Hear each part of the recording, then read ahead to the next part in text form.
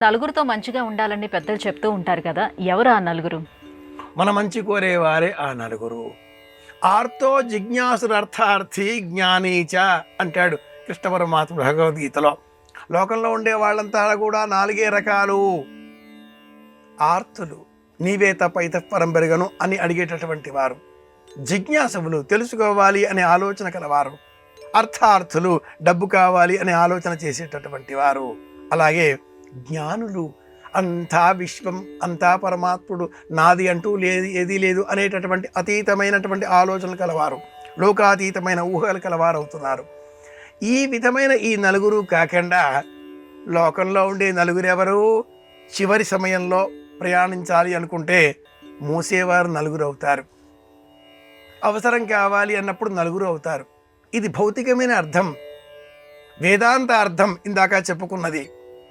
నిజమైన అర్థం మరింకేమిటి అంటే పర, పశ్యంతి, మధ్యమ, వైఖరి అనే నలుగురే నిజమైన నలుగురు.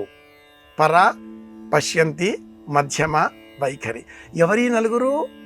మాటకు ఉన్న రూపాలు. పర, ఏది మాట్లాడాలో మనస్సులో, నాభిలో ఆ మాటకు రూపం ఏర్పడుతుంది. పశ్యంతి, ఆ మాట ధ్వని వెన్నుపూస ద్వారా కంఠం వరకు ప్రయాణిస్తుంది. మాట ఏది అనుకున్నామో, మనసులో సంకల్పం కలిగిందో రెండు ఒకటిగా ఉంటాయి. మధ్యమ, ముఖమండలంలో ఉండే 42 భాగాల ద్వారా ఈ మాటకు ఒక స్పష్టత, ధ్వని ఏర్పడతాయి. ఈ మనిచ్ అనేటటువంటి సూత్రాలన్నీ ఇందులోంచే ఏర్పడినవి. వైఖరి, వాగ్వైఖరులు. బయలుపడినటువంటి ఈ వాక్ సముదాయం మీ అందరికీ చేరే సమయంలో ఏ అర్థంలో నా మనసు సంకల్పం చేసిందో, పర అన్న రూపంలో, పర, పశ్యంతి, మధ్యమ, వైఖరి ఈ రూపంలో మీకు సరిగా చేరగలిగితే ఈ నలుగురే మనకు తోడుగా ఉండేది. పండ, చత్వ, మేధ, చార్విణి అనే 4 రూపాలలో కూడా బుద్ధి ప్రసరిస్తూ ఉంటుంది. వీరు కూడా నలుగురే. కనుక ఏ నలుగురు? మనమే ఆలోచన చేద్దాం. మాట నియంత్రణలో ఉండగలిగితే నలుగురు మన అధీనంలో ఉంటారు.